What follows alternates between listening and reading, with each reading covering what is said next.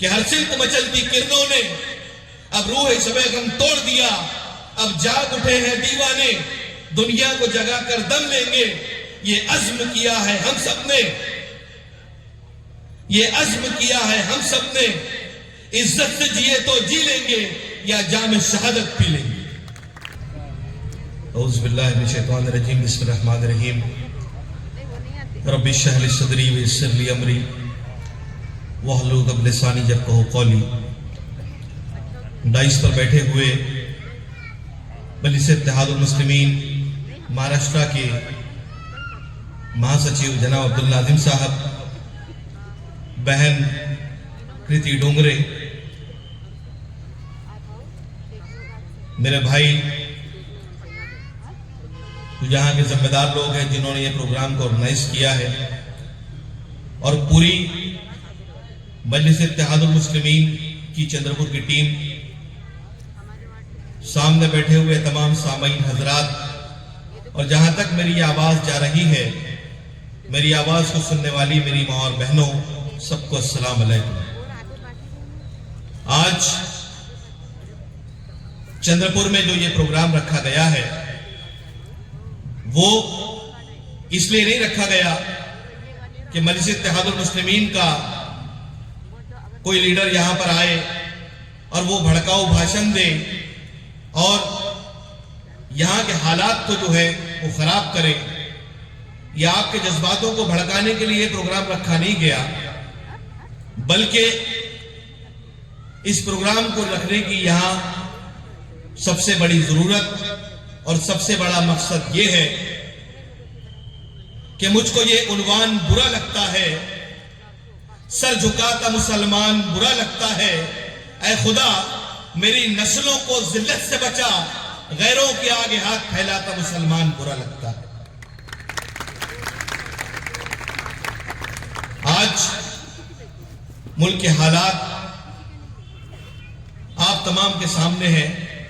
जैसे थोड़ी देर पहले अब्दुल हमीद ने कहा कि सोए हुए को जगाना बहुत आसान है, लेकिन अगर कोई सोने का ढोंग कर रहा है तो उसको जगाया नहीं जा सकता। हमारे साथ में ऐसी ऐसी वारदातें हो चुकी है कि अगर ये किसी और कौम पे हो जाती तो वो या तो मुर्तिद हो जाती या ये देश छोड़कर चली जाती। लेकिन हम मुसलमान किस गुमान में आज तक जी रहे हैं ये समझ नहीं आया। कभी किसी को टोपी के नाम पे मारा जाता है, कभी किसी को नाम पूछ के मारा जाता है, कभी किसी को इसलिए मार दिया कि ये शक था कि ये गोश्त गाय का गोश्त है या कोई और, कभी जात के नाम पर, कभी बिरादरी के नाम पर, कभी टोपी के नाम पर, कभी मुसलमान होने के नाम पर। हर जगह मुसलमानों को दबाया जा रहा है, कुचला जा रहा है। लेकिन आज हम उन लोगों के पीछे जाने के लिए तैयार हैं जो 70 साल से मुसलमानों को सिर्फ वोटिंग के लिए इस्तेमाल करते आए हैं। मजलिस इत्तेहादुल मुस्लिमीन का स्टैंड पूरा क्लियर है, साफ साफ है कि मजलिस इत्तेहादुल मुस्लिमीन जिसके कायद जनाब बैरिस्टर असदुद्दीन अवैसी साहब है, जिसकी क़यादत एक ऐसा लीडर कर रहा है जो खुद एक बैरिस्टर है, वो सिर्फ ये चाहते हैं कि हिंदुस्तान में जो तमाम लोग हैं, चाहे वो किसी भी जमात से हो, किसी भी मजहब से हो, किसी भी धर्म से हो, उनके लिए सिर्फ एक ही स्टैंड क्लियर है कि हमारे ऊपर अगर कोई जाति, पिछड़ी जाति के लोग, दलित लोग, मुसलमान लोग, गरीब लोग, मजलूम लोग, अगर उनकी कोई आवाज हिंदुस्तान में है तो वो बैरिस्टर असदुद्दीन अवैसी है और मजलिस इत्तेहादुल मुस्लिमीन है। उसके अलावा कोई फंडा नहीं है कि हम पे जो जुल्म सितम हो रहा है उसके खिलाफ आवाज उठाने के लिए अगर कोई तैयार है तो वो बैरिस्टर असदुद्दीन अवैसी है। लेकिन हम ये बात मानने के लिए तैयार नहीं है। बस कुछ ही देर में महाराष्ट्र के शेर जनाब इम्तियाज जलील साहब इस जलसागाह में पहुंच जाएंगे। वो आपसे तफसील में इस पर बातचीत करेंगे। मैं आप तमाम के सामने सिर्फ एक ही बात करना चाहता हूं, जो हमेशा से हम लोग करते आए हैं, और जो बात मेरे कायद जनाब अकबरुद्दीन अवीसी साहब का मैसेज है वो मैं आपको देना चाहता हूं। आप जरा गौर कीजिए, आप जरा ध्यान दीजिए। एक छोटी सी बात है कि कोई कहता है कि मैं अहले सुन्नत जमात से हूं, कोई कहता है कि मैं तबलीगी जमात से हूं, कोई कहता है कि मैं जमात इस्लामी से हूं, कोई कहता है कि मैं फला जमात से हूं। मेरी बात पर गौर करना। मैं अकबरुद्दीन अवीसी साहब के अल्फाज आपको पेश कर रहा हूं। कोई कहता है कि मैं जमात इस्लामी से ताल्लुक रखता हूं, कोई कहता है कि मैं तबलीगी जमात से ताल्लुक रखता हूं, कोई कहता है कि मैं अहले हदीस से ताल्लुक रखता हूं। जरा अपने जहनों पर जोर डालकर देखिए, क्या कभी किसी मुसलमान को गोली मारी जाती है? अगर तुम्हारी बहन बेटियों की अस्मतों को लूटा जाता है, अगर तुम्हारी बस्तियों को जलाया जाता है, तो क्या ये पहले पूछा जाता है कि तू अहले सुन्नत जमात से है, तू तबलीगी जमात से है, कि तू फला जमात से? वाहिद मुसलमान के नाम पे मुसलमानों पर जुल्म सितम किया जा रहा है।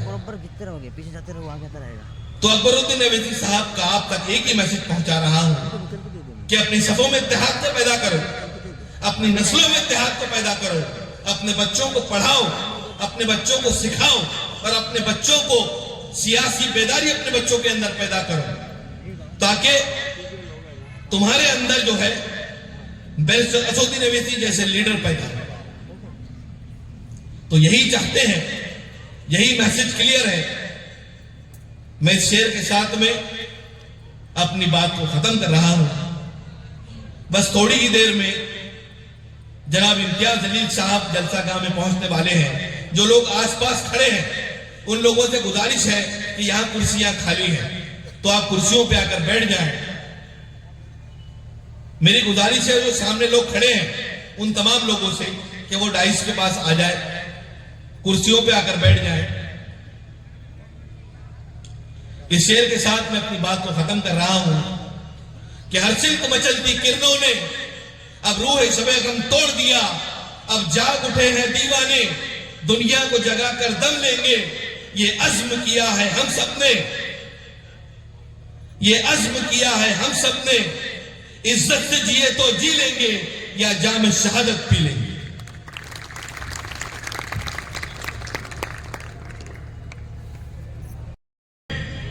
एक तरफ फैसला करते रही कि 70 साल में हमने सिर्फ गुलामी सीखी। अरे मेरे बुजुर्ग बैठे हुए यहां, उनकी झुर्रियों से पूछो, उनकी पेशानी की झुर्रियों से पूछो, उन्हें 70 साल का जो उन्होंने दर्द उठाया उनसे पूछो। मेरे भाई, आज जो वक्त है, आज अल्हम्दुलिल्लाह हमें जगाने वाला है। जाग जाओ।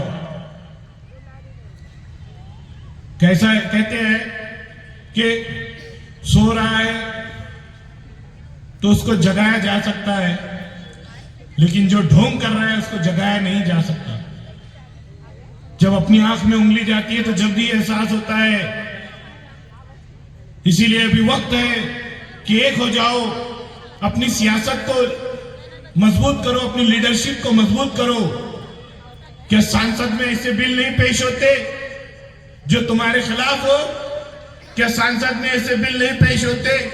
मेरे भाई समझो, हमारे जो बिल बनते हैं, हमारे खिलाफ जो कानून बनते हैं, चौक चौराहे पे नहीं बनते, सांसद में होते हैं। आज हमारे दलित भाइयों के साथ भी कई जगह नाइंसाफी हो रही है, लेकिन उनके लिए यही शख्स आवाज उठा रहे हैं। मैं इम्तियाज जलील साहब की अभी जस्ट कुछ दिन पहले का एक सांसद ने उन्होंने एक आवाज उठाई हमारे बंजारा समाज के आरक्षण के लिए। क्या कोई बंजारा समाज के कोई आमदार खासदार ने आवाज उठाया था जो इम्तियाज जलील साहब उठा रहे हैं? नहीं मेरे भाई, आप सबसे गुजारिश है, वक्त काफी ले चुका हूं मैं, और आप सबसे गुजारिश है कि मुत्तहिद होइए, मुंतजिम होइए, और आने वाले वक्त में बैरिस्टर असदुद्दीन अवीसी साहब को और उनके कंधों को मजबूत करिए। अस्सलाम वालेकुम व रहमतुल्लाहि व बरकातहू।